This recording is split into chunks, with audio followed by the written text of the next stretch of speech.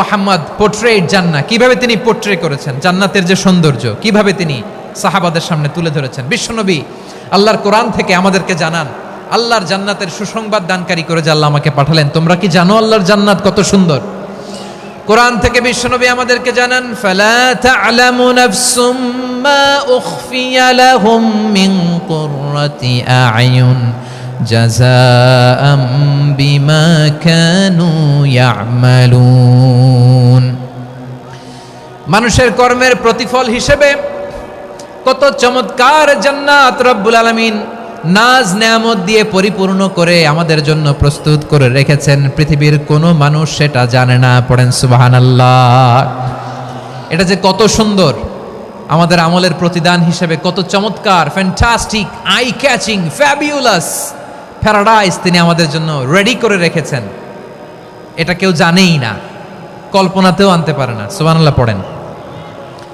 আবার হাদিসে কুদসিতে বিশ্বনবী ফরমান, রব্বুল আলামিন বলেন, আ'দাতু লিইবাদিয়াস সালিহিনা মা লা আইনুন রাআত ওয়ালা উযুনুন সামিআত ওয়ালা খাতারা আলা কলবি বাশার।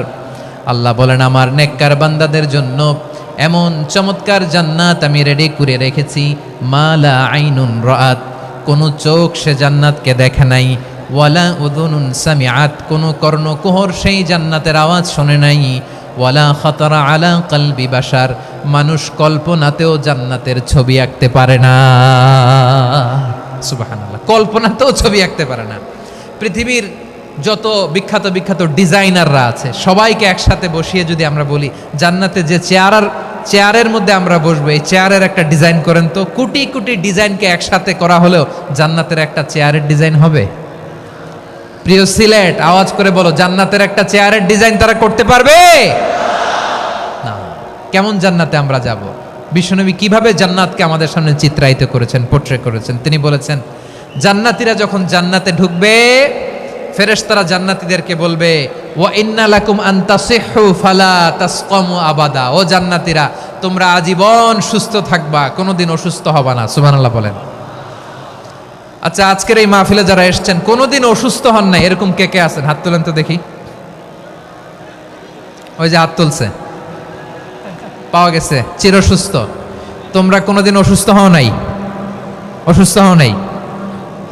তা তুমি আর জান্নাতে যে কি করবা? তুমি তো জান্নাতেই আছো। তাইলে ফেরেশতারা বলবে, ওয়া ইন্না লাকুম আন তাসিহু ফালা তাসকামু আবাদা। এটা এমন জান্নাত, চিরকাল সুস্থ থাকবা, কোনোদিন অসুস্থ হবে না। সুবহানাল্লাহ বলেন। ওয়া ইন্না লাকুম আন তাহইয়াও